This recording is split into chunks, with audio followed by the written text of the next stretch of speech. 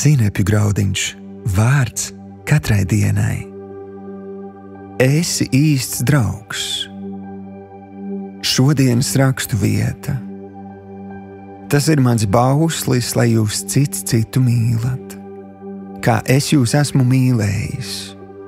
Nevienam nav lielākas mīlestības kā šī, ja kāds savu dzīvību nodod par saviem draugiem.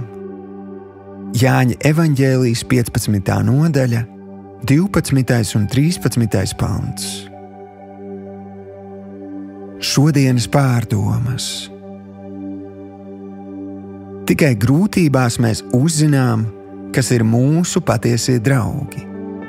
Tie ir cilvēki, kuri ar mums dalās ne tikai priekos, bet arī bēdās.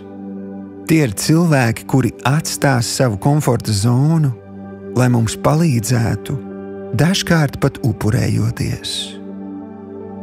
Salamana pamācībās teikts: draugs vienmēr mīl draugu un nelaimē jūt viņu kā brāli.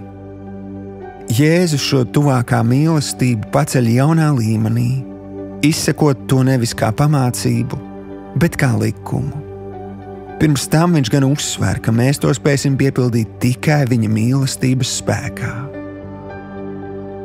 Es vēlos, lai tu paskaties uz cilvēkiem ap tevi un padomā, kā tu pats pildi šo Dieva mīlestības likumu.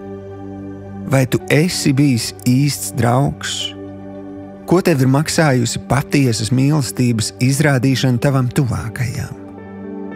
Domāju, ka mums visiem ir kur pieaugt, un labā ziņa ir tā, ka Dievs mums ir gatavs palīdzēt. Šodienas lūgšana.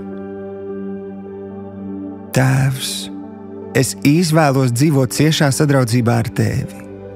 Es izvēlos sakļauties ar Tavu mīlestību, jo tikai tās spēkā es spēšu patiesi mīlēt.